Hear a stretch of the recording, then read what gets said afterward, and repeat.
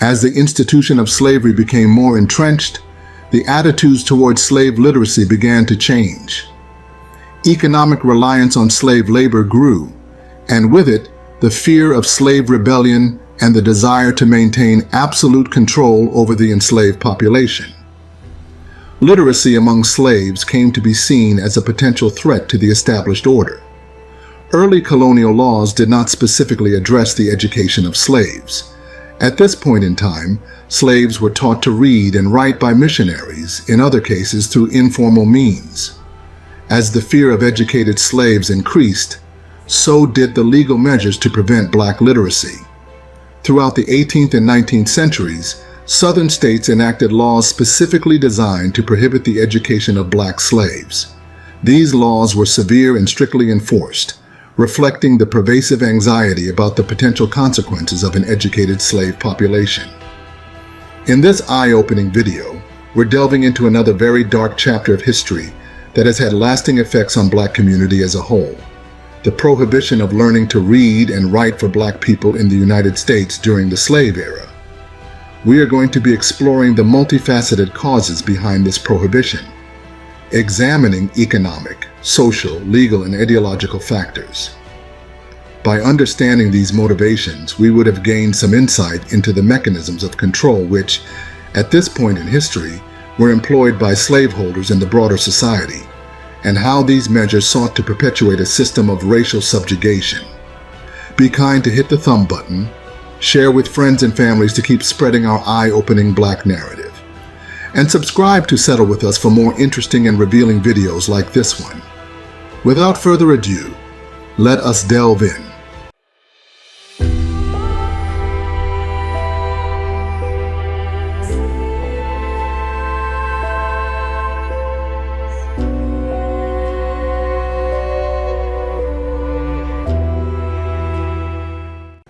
In the early years of American colonization, labor was a crucial necessity for the survival and economic prosperity of colonies.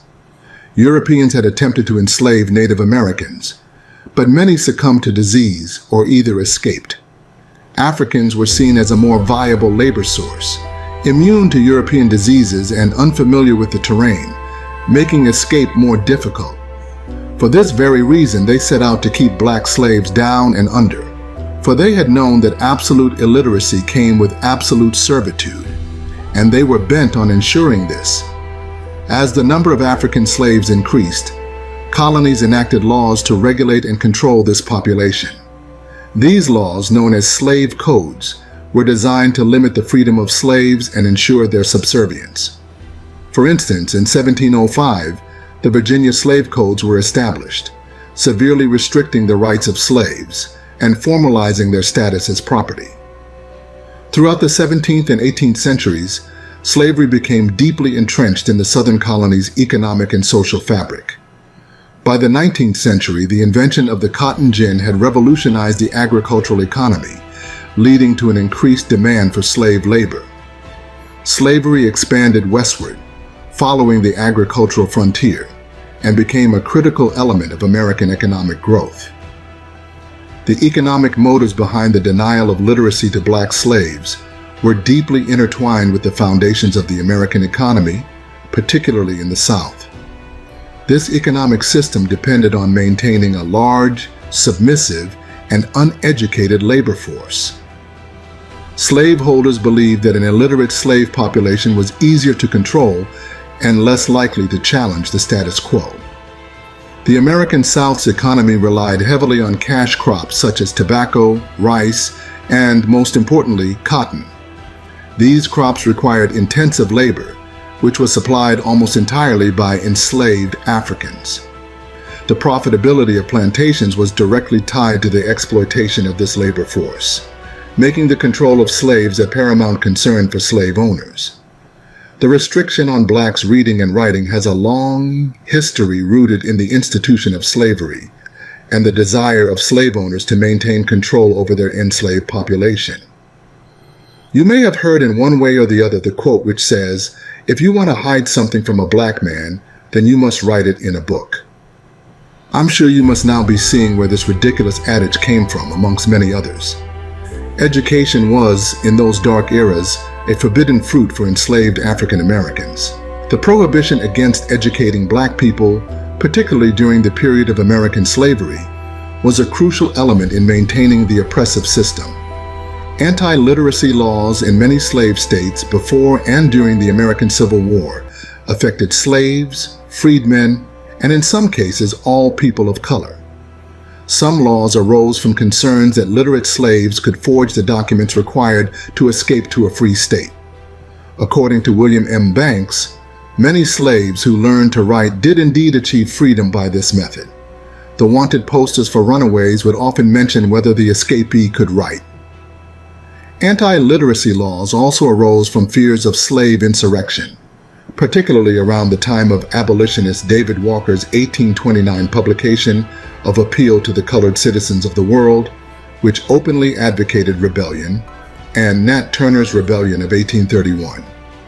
In response to these and other uprisings, Southern states enacted even stricter laws against the education of slaves to maintain the rigid social hierarchy.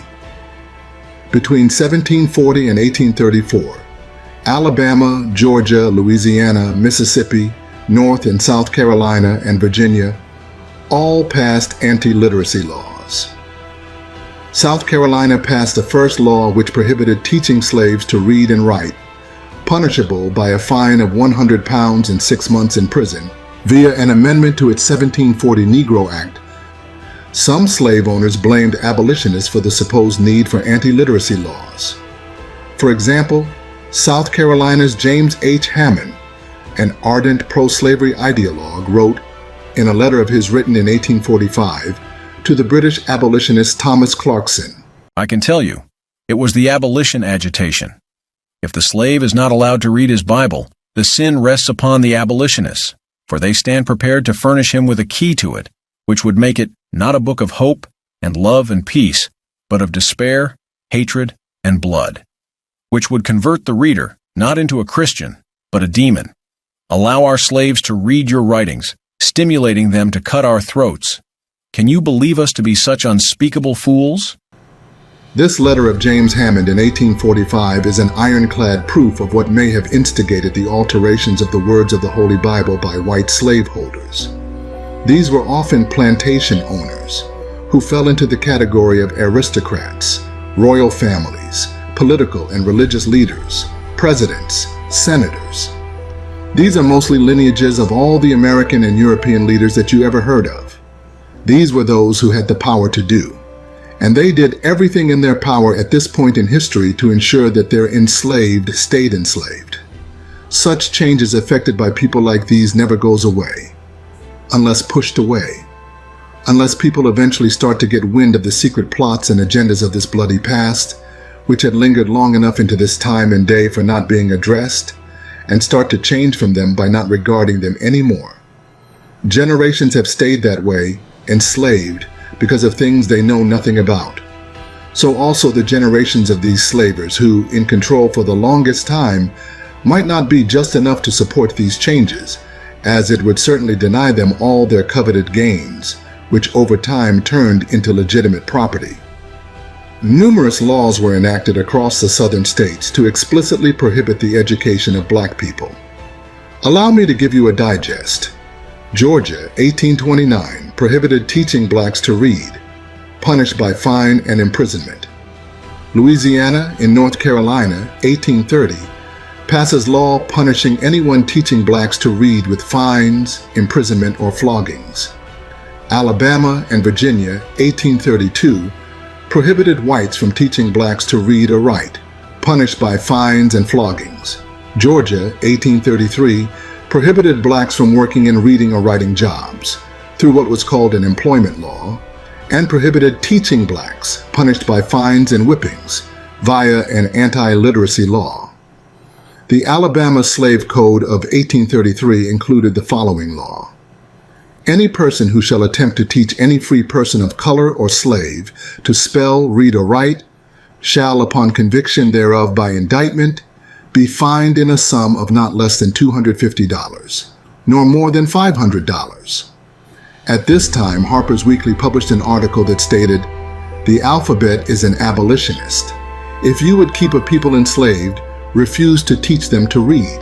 Missouri, 1847, prohibited assembling or teaching slaves to read or write.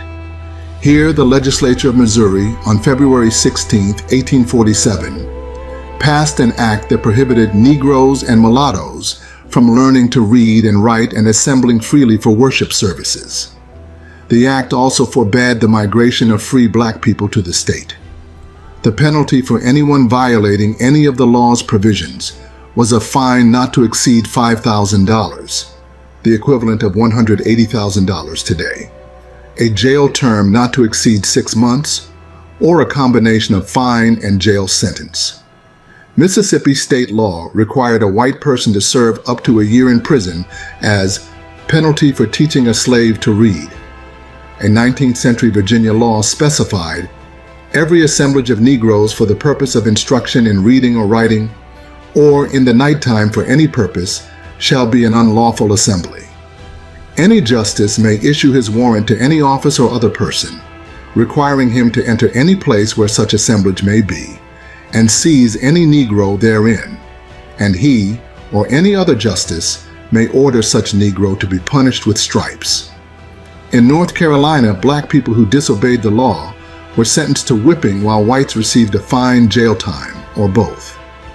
AME Bishop William Henry Hurd remembered from his enslaved childhood in Georgia that any slave caught writing suffered the penalty of having his forefinger cut from his right hand. Other formerly enslaved people had similar memories of disfigurement and severe punishments for reading and writing. The list just goes on and on. Arkansas, Kentucky, and Tennessee were the only 3 slave states that did not enact a legal prohibition on educating slaves. It is estimated that only 5% to 10% of enslaved African Americans became literate to some degree before the American Civil War. Restrictions on the education of black students were not limited to the South. While teaching blacks in the North was not illegal, many northern states, counties, and cities barred black students from public schools. Until 1869, only whites could attend public schools in Indiana and Illinois. Ohio excluded black children from public schools until 1849, when it allowed separate schools for black students. Public schools were also almost entirely segregated in Michigan, Minnesota, New Jersey, Pennsylvania, and New York. Only Massachusetts had desegregated public schools before the Civil War. It barred segregation in public schools in 1855. An attempt in 1831 to open a college for black students in New Haven, Connecticut, was met with such overwhelming local resistance that the project was almost immediately abandoned. Private schools that attempted to educate black and white students together, often opened by abolitionists, were destroyed by mobs, as in the case of Noyes Academy in Canaan, New Hampshire, and the Quaker Prudence Crandall's female boarding school in Canterbury, Connecticut. After the Civil War, most northern states legally prohibited segregation in public schools, although it often continued in practice. Interestingly, nonetheless, educators and slaves in the South found ways to both circumvent and challenge the law. Despite the harsh restrictions, many blacks had sought education as a form of resistance and empowerment. The severe restrictions and risk involved would not deter them from doing what they must.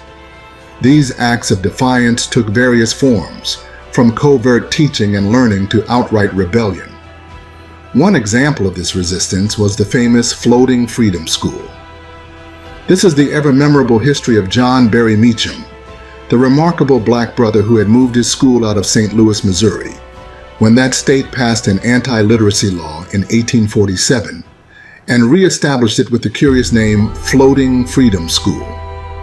He had actually built this school on a floating steamship on the Mississippi River, so long as it was beyond the reach of Missouri state law, which was on the land.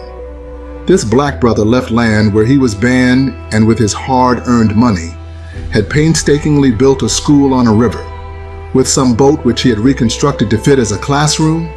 This he had done because he was determined to keep his people educated. Another example here is Margaret Crittenden Douglass. After she was arrested, tried, and served a month in prison for educating free black children in Norfolk, Virginia, Margaret Crittenden Douglass wrote a book on her experiences, which helped draw national attention to the anti-literacy laws. Frederick Douglass, too, had taught himself to read while he was enslaved.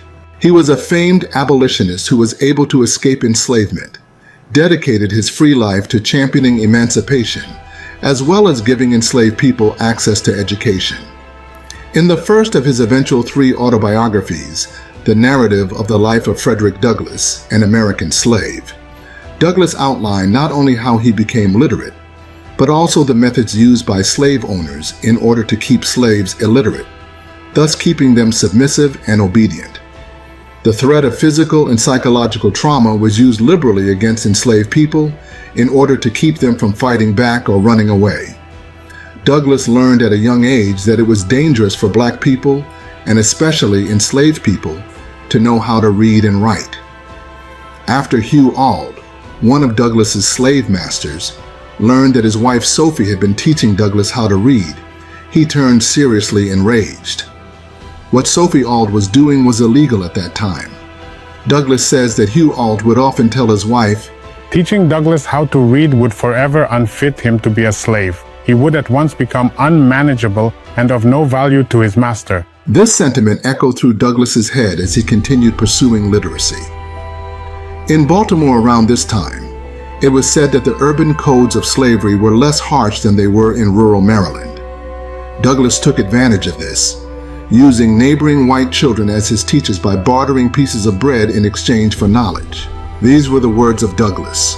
"This bread I used to bestow upon the hungry little urchins, who in return would give me that more valuable bread of knowledge." Frederick Douglass had also notably said at some point, "I do not remember to have ever met a slave who could tell his birthday." He had noticed that slave owners often restricted their slaves' knowledge of the smallest, most inconspicuous information, such as an enslaved person's age, birth parents, or even family origin. White slaveholders did not want their slaves to know anything about or understand their personal identity. This information was the first step towards literacy, which slaveholders feared would empower enslaved people to recognize the dehumanization and manipulation that they were being subjected to. A runaway slave ad published in Tuscaloosa, Alabama, in 1845 had complained, "Fanny can read and write, and so forge passes for herself." In Tennessee, any slave who forged a pass or certificate was to be whipped with not exceeding 39 lashes. Any person giving or causing to be given any other instrument of writing intended to aid the slave in escape from his master was to suffer imprisonment for no less than 3 nor more than 10 years. Slave owners prohibited enslaved individuals from learning to read and write as a way to maintain power and control. Education was seen as a tool that could empower slaves to question their status, communicate with others, and potentially seek freedom. This is the more reason educated slaves like Frederick Douglass and Harriet Jacobs used their literacy to expose the horrors of slavery and advocate for abolition. Their writings and speeches had been powerful tools in the fight against slavery in the 1840s. By denying education to Black slaves, slave owners aimed to keep them ignorant and dependent, making it easier to control them to their gain. For this reason, literacy was crafty, painted as a threat to the existing social order. Individuals could not challenge the oppressive systems in place if they were illiterates. Enslaved people who were found literate were often punished severely, as the ability to read and write was seen as a direct challenge to the status quo. When caught in the act, they were cruelly subjected to brutal punishments, including several long whippings until they had passed out, mutilations, or even death. While on the other hand, individuals who taught them could face fines, imprisonment, or social ostracism. The enforcement of these laws was not limited to formal legal systems. Community members, driven by a shared interest in maintaining the status quo, often took it upon themselves to police and punish violations. This societal reinforcement of legal prohibitions created an environment where literacy was not only forbidden, but also dangerous for Black individuals. Literacy was seen as a potential threat to the economic stability of slavery. Educated slaves might read abolitionist literature, forge passes to escape, or even lead revolts.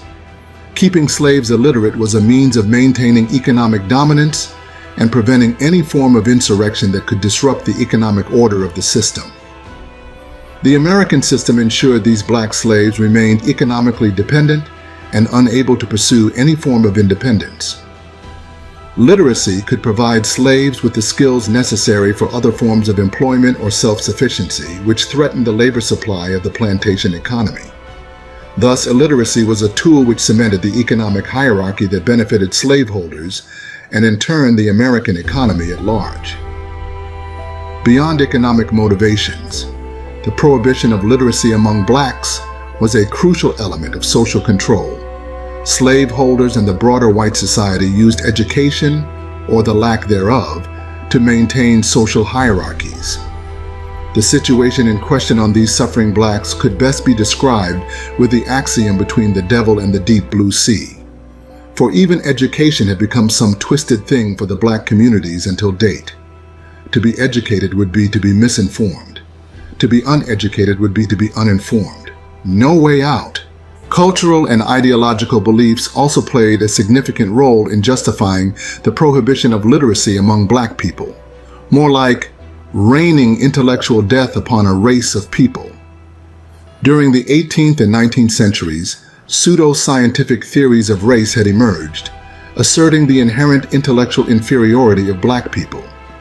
These ideas had been used to justify the denial of education and reinforce the notion that black people were naturally suited for subservient roles.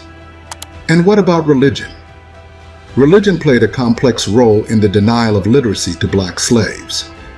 On one hand, Christian doctrines were used to justify slavery, with proponents arguing that slavery was a divinely ordained institution. Religious teachings often emphasized the importance of obedience and submission, reinforcing the social hierarchy that placed slaves at the bottom. Literacy was inherently tied to religious practice, particularly the reading of the Bible. Some slaveholders feared that educated slaves would interpret the Bible in ways that contradicted the pro-slavery interpretations promoted by white clergy.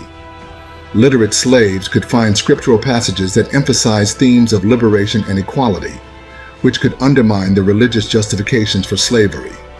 Some pro-slavery advocates would argue that teaching slaves to read and write should expose them to ideas that could lead them away from their God-given place in society. Others contended that it was morally wrong to educate slaves, as it would only cause them dissatisfaction with their condition. The narrative of former slave James Curry, published in the abolitionist newspaper The Liberator on January 10, 1840, is one typical example of what these slaveholders mean. Curry had notably said, "My master's oldest son was 6 months older than I. He went to a day school, and as I had a great desire to learn to read, I prevailed upon him to teach me. My mother procured me a spelling book. Before Nat Turner's insurrection, a slave in our neighborhood might buy a spelling or hymn book, but now he cannot. I got so I could read a little when my master found it out and forbade his son to teach me any more. As I had got the start, however, I kept on reading and studying, and from that time till I came away, I always had a book somewhere about me, and if I got an opportunity, I would be reading in it. Indeed, I have a book now, which I brought all the way from North Carolina. I borrowed a hymn book and learned the hymns by heart. My uncle had a Bible, which he lent me, and I studied the scriptures. When my master's family were all gone away on the Sabbath, I used to go into the house and get down the great Bible and lie down in the piazza and read, taking care, however, to put it back before they returned. There I learned that it was contrary to the revealed will of God that one man should hold another as a slave. I had always heard it talked among slaves that we ought not to be held as slaves, that our forefathers and mothers were stolen from Africa, where they were free men and free women. But in the Bible I learned that God hath made of one blood all nations of men to dwell on all the face of the earth. Slave narratives from many sources tell us how many enslaved people became educated. Some learned to read from other literate slaves, while at other times a master or mistress was willing to teach a slave in defiance of the laws. Younger slaves frequently listened outside schoolhouses where their master's children were learning. In the effort to forge a new identity after their emancipation, former slaves realized that the key to empowerment was literacy. Slaves who tended to young white children, helping to dress them and carry their books to school, watched as they grew into successful adults and witnessed firsthand the benefits of an education. The lack of reading and writing capabilities was frustrating for many, as it hampered the ability to do such simple things as record a marriage or the birth of a child. With emancipation came the chance for freed blacks to acquire the education they had been denied. Following the Emancipation Proclamation, Northern whites helped newly freed blacks to construct schools and served as teachers. In Arkansas, a visiting teacher tasked with teaching black soldiers to read and write recalled that the soldiers seemed to feel the importance of learning, and they studied very hard, helping themselves along very much. Their determination to obtain literacy was so great that for many it ranked as high as necessities like food and shelter. Many black soldiers also became part of a movement to educate former slaves. They advocated for the building of schools and the opportunity for others to learn. The soldiers knew that they would need to construct new lives, and education was the key to achieving that goal. One of the black soldiers, John Sweeney, attested, "We have never had an institution of that sort, and we stand deeply in need of instruction, the majority of us having been slaves. We wish to have some benefit of education to make ourselves capable of business in the future. We wish to become a people capable of self-support as we are capable of being soldiers. But, sir, what we want is a general system of education in our regiment for our moral and literary elevation." Underground efforts to teach reading and writing flourished in secret schools, churches, and private homes. These efforts were often supported by sympathetic white individuals, including abolitionists and religious missionaries. Restrictions on education for black individuals were part of a broader system of oppression and dehumanization, designed to perpetuate the institution of slavery. It wasn't until after the abolition of slavery and the civil rights movement that significant progress was made towards equal access to education for all individuals, regardless of race. Abolitionists saw an opening for the argument that the system of slavery was untenable. Lawmakers in Virginia argued over which path to take. A vote to free slaves through gradual emancipation had gained support with the state's leaders. But by then, great damages from the lengthy years of oppression have had devastating effects on black communities. It limited their ability to communicate, organize, and resist the oppression they're faced with. Even after the abolition of slavery, the legacy of these laws continued to hinder the educational and economic advancement of black Americans, contributing to the persistent racial disparities seen today. The ability to read is often taken for granted and, for a large part of U.S. history, has been seen as a privilege that certain groups should not have access to. Literacy, however, is a language everyone deserves to speak and share with each other. We would therefore close this video with the memorable quote from Frederick Douglass. "The American people have this to learn, that where justice is denied, where poverty is enforced, where ignorance prevails, and where any one class is made to feel that society is an organized conspiracy to oppress, rob, and degrade them, neither person nor property is safe." The legacy of these prohibitions continues to impact black communities today, underscoring the importance of education and empowerment in the ongoing struggle for racial justice. Recognizing and addressing this historical injustice is crucial for understanding the deep-rooted inequalities that continue to bedevil black communities today. By acknowledging this past and its legacy, we are urged to fight racism anywhere in the world around us, bringing to an end every establishment where equality and inclusivity are absent. That brings us to the end of yet another warming video. Did you happen to learn a thing or two from this one? Reach out to us in the comment section below to share whatever thoughts you got. We shall, as always, be happy to pick from them. Kindly hit the thumb button to support our work, share to keep spreading our eye-opening narratives, and subscribe to stay tuned in. Thank you for watching.